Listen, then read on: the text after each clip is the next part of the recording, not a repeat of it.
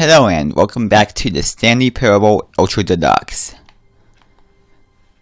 All of his co-workers were gone. What could it mean? Stanley decided Yeah, to go to the meeting room. Stanley picked up the bucket and smiled. He'd never be alone again, not truly alone, not with the bucket around. Stanley clutched the bucket tightly to his... This was not the correct way to the meeting room, but Stanley had felt the bucket calling to him, telling him that the employee lounge was simply the place to be.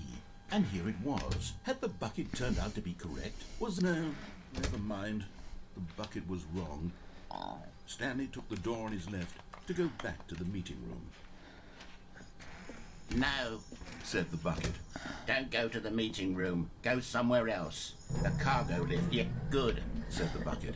Now ride the... But Stanley feared that any path he walked might lead to the separation of himself and the bucket, his dearest friend. So he threw himself to his death, that they might die in one another's arms. How deeply touching.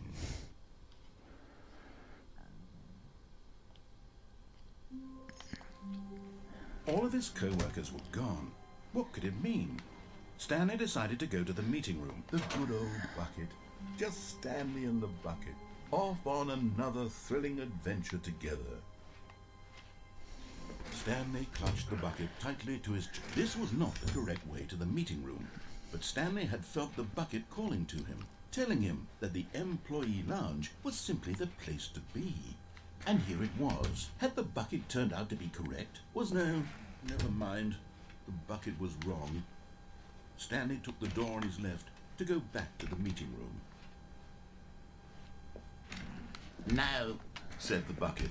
don't go to the meeting room. Go somewhere else. A cargo lift. Yeah, good, Said the bucket. now ride the lift all the way to the top. There's something up there I need you to do. Stanley did not question why or how this bucket was speaking to him. It should have alarmed him, of course, because buckets can't talk. But Stanley chose not to think about this obvious fact. He was firmly convinced that the bucket had spoken to him, and he unthinkingly did whatever the bucket asked.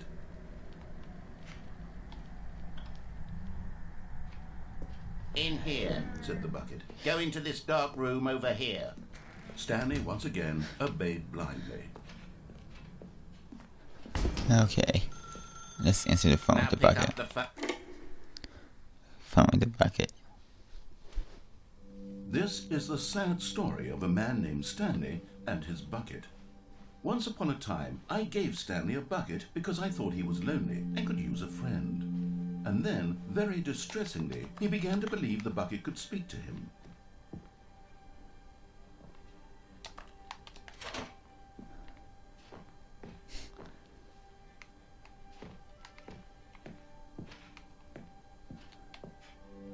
The Stanley Parable Reassurance Bucket was merely meant to provide the comforting glow of companionship. It doesn't literally talk and give you orders. Whatever Stanley is hearing the bucket say to him is just in his head. Lately, I've been concerned about him. Wouldn't you be concerned as well? To see him delusional like this, obsessing over an inanimate metal object? I want to say something to him, but I don't know how I can convince him. I don't know if he'll listen to me. Oh, I'll try anyway. Stanley, can you hear me? Listen to me. It's just a bucket. It can't think, it can't talk. All it will ever truly do for you is effectively transfer a liquid from one location to a different location. That's it. It doesn't do anything else. You see, he's not listening. He's still taking orders from the bucket. You know, once upon a time it was me he took orders from. Me he trusted and listened to. Now all he cares about is his awful bucket. This stupid hunk of metal. It's sad, but I suppose he doesn't need me anymore. From now on, he's just going to cling to this bucket, this cold, empty bucket, this sort of shiny bucket. Well, I'll give it this. The bucket does have a nice shine to it. Yes, I suppose on closer inspection that it doesn't quite look like your average hardware store bucket. It's just a little more, what am I trying to say? Sturdier, more capable of transporting liquid. Like it would be better at moving an amount of water from one room to another.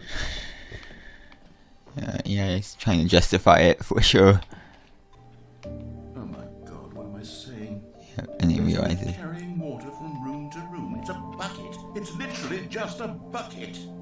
Why do I feel some need to point out the ways in which it's so much more than just a regular bucket? Oh no, I'm having feelings for the bucket. No.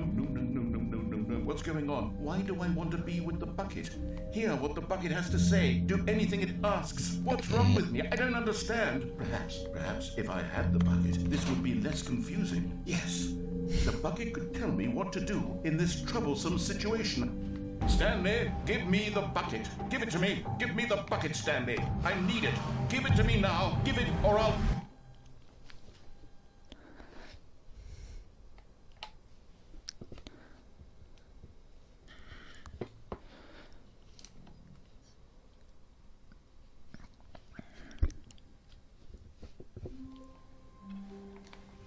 All of his co-workers were gone.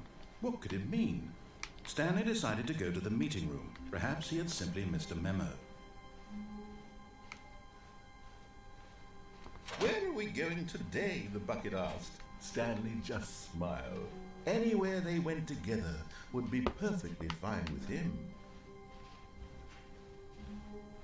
Stanley clutched the bucket tightly to his chin. This was not the correct. Okay, 2 more right door bucket Stanley endings. felt the bucket calling to him, telling him that the employee lounge was simply the place to be.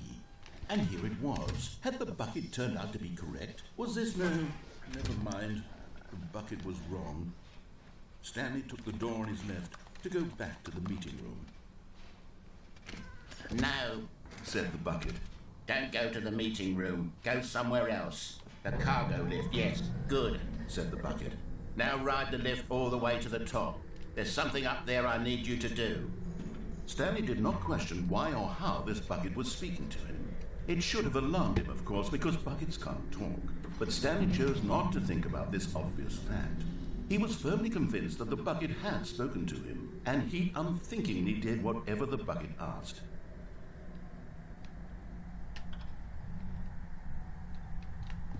In here. Said the bucket. Go into this dark room over here. Stanley once again obeyed blindly. Now pick up the phone. Whoa, hold on. Why did you unplug the phone? Were you trying to resist the bucket's orders? Stanley, I was joking. Obviously, the bucket isn't talking to you and telling you to do things. Buckets can't talk. It was a joke. Don't you get the joke? It's funny, Stanley. A talking bucket. Can't you see? Oh, goodness. I must have really bungled up the delivery if you actually took me seriously. Where did I mess up the joke? Should I have paused for longer or spoken quicker? Comedic timing is so difficult. I wish I were better at it. But there isn't exactly an instructional video on comedy that one can watch to fully... Oh, wait, yes, there is. It's sitting right here. Let's take a look. What is comedic timing? What is comedic timing? How does it work? How long should it last? How can it be used to effectively silence your political enemies? And more importantly, can it be taught in its entirety within 90 seconds? Thankfully, the answer to all of these questions is yes. Let's dive deeper. If you've ever told a joke or made someone laugh, in all likelihood, you did it while standing 50 to 80 centimeters from them in a room of no more than 76 degrees Fahrenheit, with one of your arms raised straight upward at a 15-degree angle from your body. These are the optimal conditions for good comedic timing. To begin the joke, start by stating and spelling your name. Next, provide a brief synopsis of the joke, including the specific times at which the recipient of the joke will laugh, and then spell out your name a second time. With these steps complete, it's time to begin the humor. Speak the entire joke in no more than 18 seconds and no less than 13 and a half, pausing only for bathroom breaks when necessary. When the joke has concluded, it is customary to inform your listener that the joke is over by declaring in your loudest possible voice, "I'm Dunny with the funny." Let's practice screaming, "I'm Dunny with the funny" now. I'm Dunny with the funny. Okay. Good. This saying is a perfect example of expectations management, which is the cornerstone of good comedy. Finally, it's time to hand out surveys.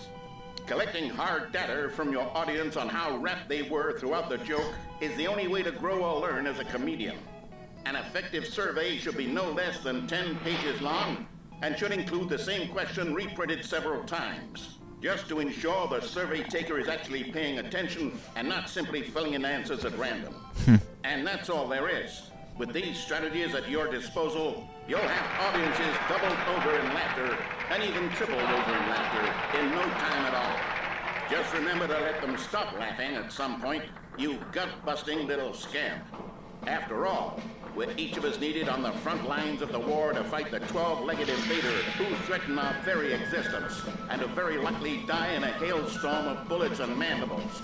All of us must be prepared to give our lives to this noble cause, just as our children must do after us, and their children after them. Godspeed, and may Earth reign supreme. Okay. Thank goodness this video is a little outdated, isn't it? Well, no matter. I think the fundamentals of proper comedic timing are still as relevant today as they were back then. So with that in mind, I believe the only way forward is for us to return to the two doors and walk through all of this again, so I can try telling my story with more appropriate comedic delivery. Come along, let's head back.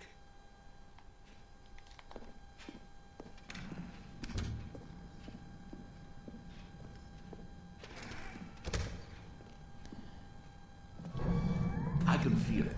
This time, I'm really going to nail the delivery. You'll be in stitches. A talking bucket, you'll say? How ridiculous. How absurd. What a hilarious concept. The king of comedy. That's what you'll call me. Thank goodness we have the instructional video. Otherwise, who knows where we'd be right now. Well, I wouldn't be the king of comedy, that's for sure. The bucket spoke to Stanley. The bucket spoke.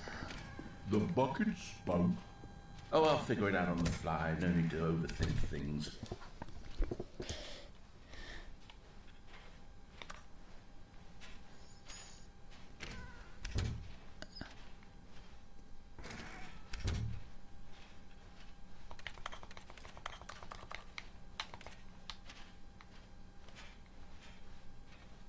Here we go.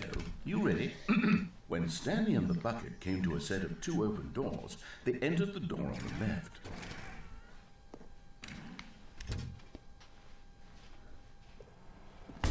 What? We're back at the phone already? No, what's going on? There was supposed to be several rooms leading up to this. There was supposed to be a build-up to this point, a dramatic display of remarkable comedic wit which culminates in this scene with the phone. But now the timing's completely off. The joke will never land. Well, not the way it was meant to. And it's all my fault. I must have forgotten that the phone room comes immediately after the two doors room. What an egregious mistake. It isn't usually. I don't deserve the title of King of Comedy. I'm nothing. I'm not even the lowliest joke-telling whelp. I think I need to go back and rewatch that instructional video again. Yes, surely that will help me improve my... Here we go. You ready? When Stanley and the bucket came to a set of two open doors, they entered the door on the left.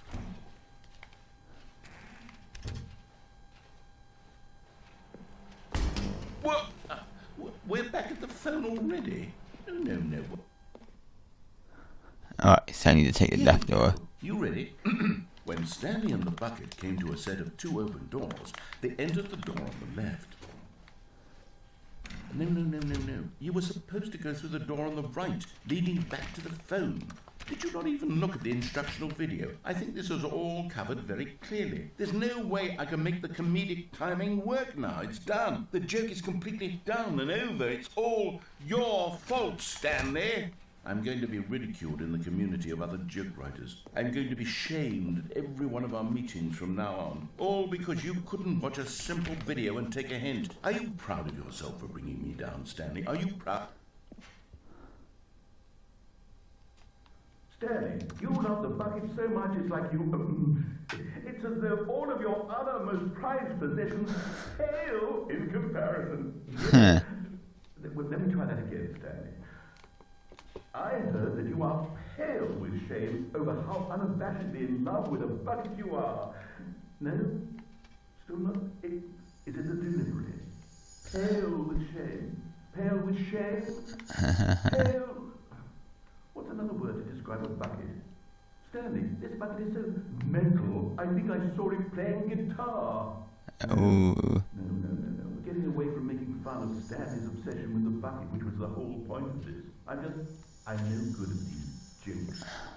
I need more instructional videos. That's exactly what it is. That's what will make me the king of comedy again. More instructional videos. Let's see.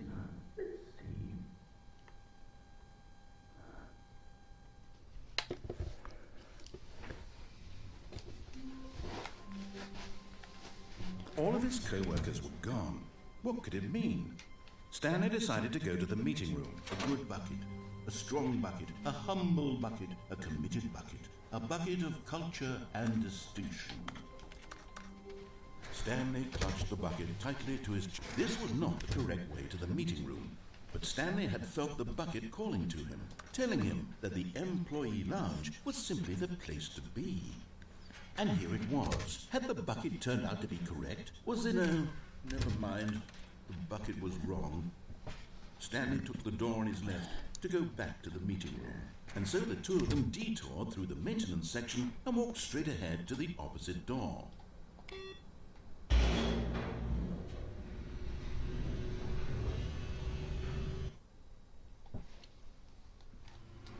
Oh, good, Stanley. I'm glad you found your way here. I knew you'd find this place eventually.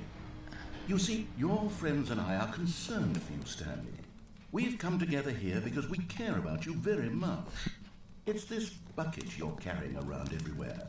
The bucket isn't even from the original Stanley Parable. It's just sequel content. We're the ones that matter, Stanley. Classic characters from the first game, like the Adventure Line and the Broom Closet.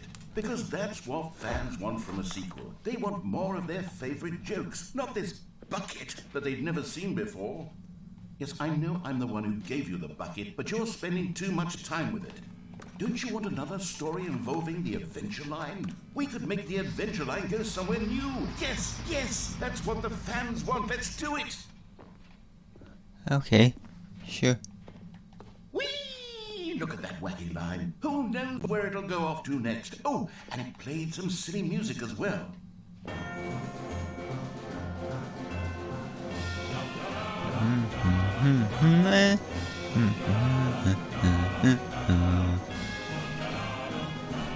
Now this is what the Stanley Parable is all about. Don't you remember all those great jokes from the original dialogue? Also, Stanley is addicted to drugs and hookers.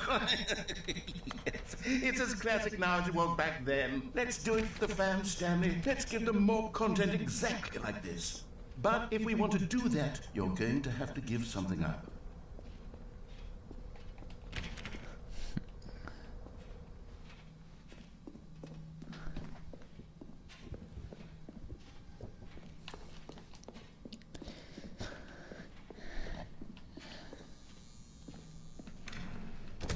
Don't you get it, Stanley?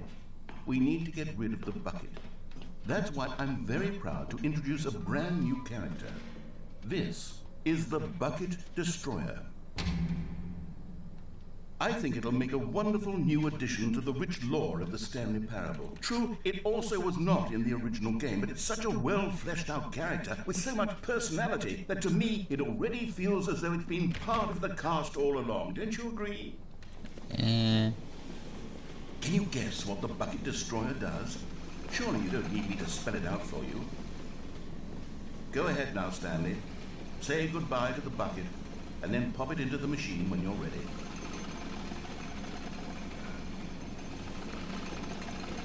But I can't.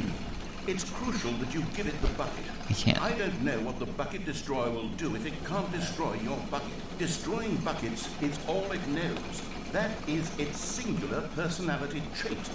Sure, I can hear you saying, how does a character with only one personality trait deserve to join the pantheon of beloved Stanley Parable characters?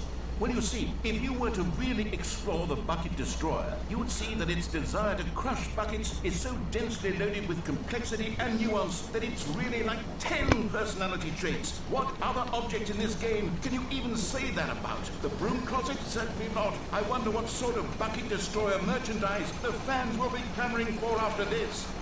Okay, the Bucket Destroyer is getting very upset now. You'll have to hurry and feed it. We can't get back to the classic Stanley Parable characters like the Adventure Line or the Bucket Destroyer until you crush that damn bucket. Quickly now, the fans are waiting. Do it, the fans, Stanley. Give the fans what they want. Hurry and...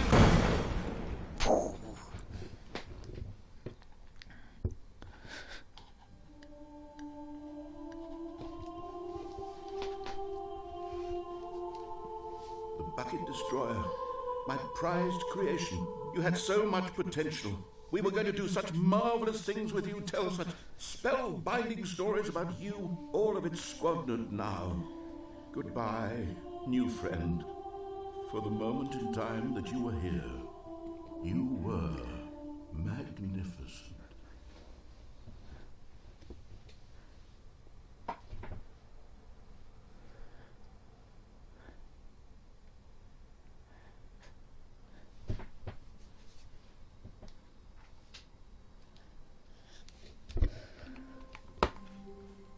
All of his co-workers were gone. What could it mean? Stanley decided to go to the meeting room. Perhaps he had simply missed a memo.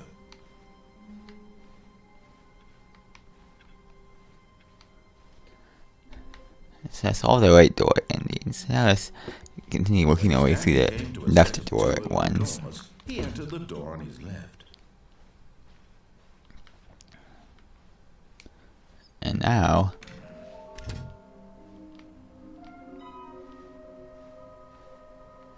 the meeting room is all about finding the Stanley figurines.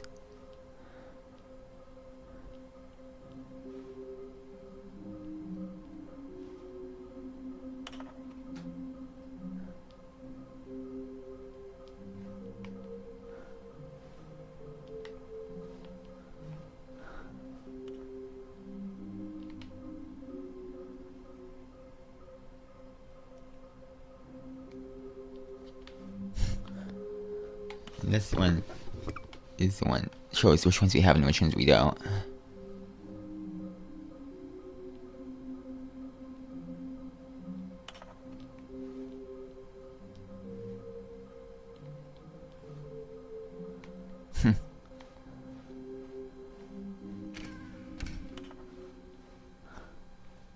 Coming to a staircase, Stanley walked upstairs to his boss's office.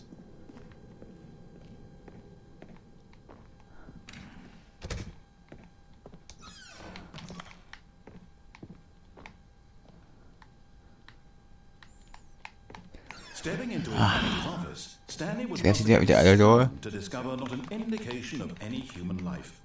Shocked, unraveled, Stanley wondered in disbelief who orchestrated this. What dark secret was being held from him? What he could not... Stanley was in such a rush to get through the story as quickly as possible, he didn't even have a single minute to just let the narrator talk. That kind of anxiety isn't healthy, so he relaxed for a few moments with some calming New Age music.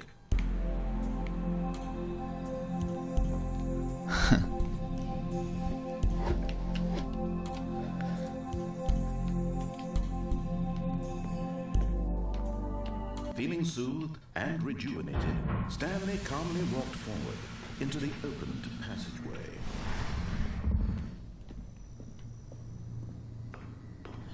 And there was Stanley figurine. Back to the name of these little Stanley figurines, and now I'm torn between Stanlerines and Figlies. What do you think, Stanley? What name better encapsulates the intrinsic sense of happiness that you get from seeing a small number in the corner of your screen go up by 1? Let me sit on it. I'm sure it will come to me.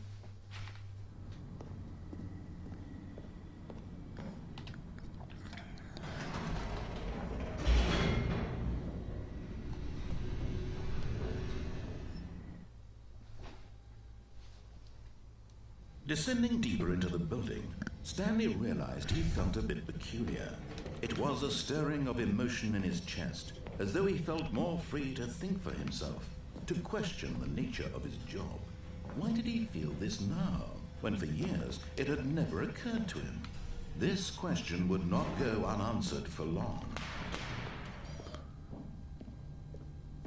Stanley walked straight ahead through the large door that read Mind Control Facility. This way says escape, so... Although this passageway had the word escape written on it, the truth was that at the end of this hall, of course, Stanley thought better of it and realized he simply had too much to live for. Yeah, I'm gonna be saving that ending for a bit later, because I can't do the epilogue ending last, because that one, because if I remember correctly, it unlocks a couple more bucket endings, bringing the bucket to the Ultra Deluxe area.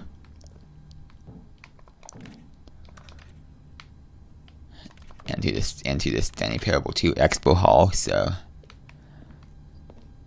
that means that I'll be doing that one last instead then.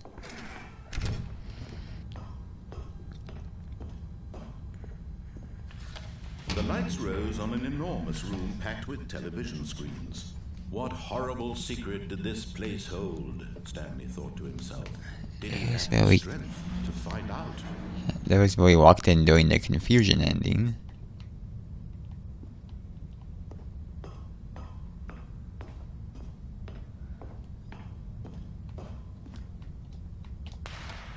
Now the monitors jumped to life, their true nature revealed.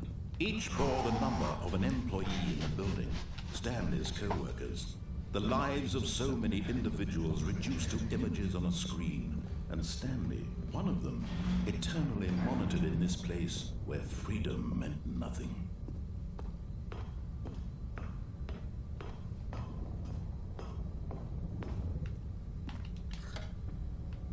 This mind control facility, it was too horrible to believe. It couldn't be true.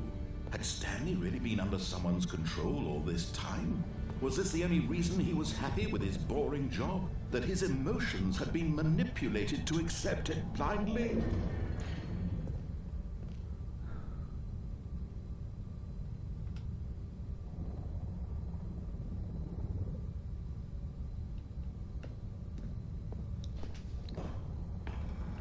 No, he refused to believe it. He couldn't accept it. His own life in someone else's control? Never!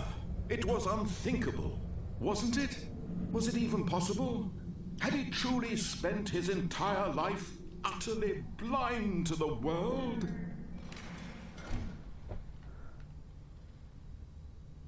But here was the proof. The heart of the operation.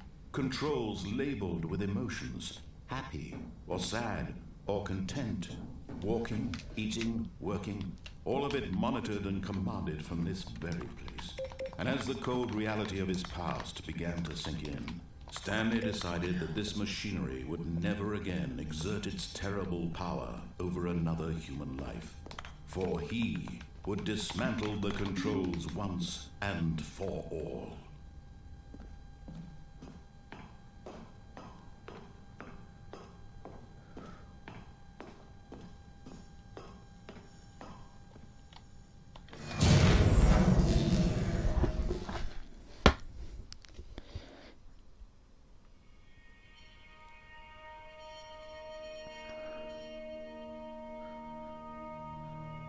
Blackness, and a rising chill of uncertainty. Was it over? Yes! He had won! He had defeated the machine, unshackled himself from someone else's command. Freedom was mere moments away. And yet, even as the immense door slowly opened, Stanley reflected on how many puzzles still lay unsolved. Where had his co-workers gone? How had he been freed from the machine's grasp? What other mysteries did this strange building hold? But as sunlight streamed into the chamber, he realized none of this mattered to him, for it was not knowledge or even power that he had been seeking. but happiness. Perhaps his goal had not been to understand, but to let go. No longer would anyone tell him where to go, what to do, or how to feel. Whatever life he lives, it will be his. And that was all he needed to know. It was perhaps the only thing worth knowing. Stanley stepped through the open door. Stanley felt the cool breeze upon his skin, the feeling of liberation, the immense possibility of the new path before him. This was exactly the way, right now, that things were meant to happen. And Stanley was happy.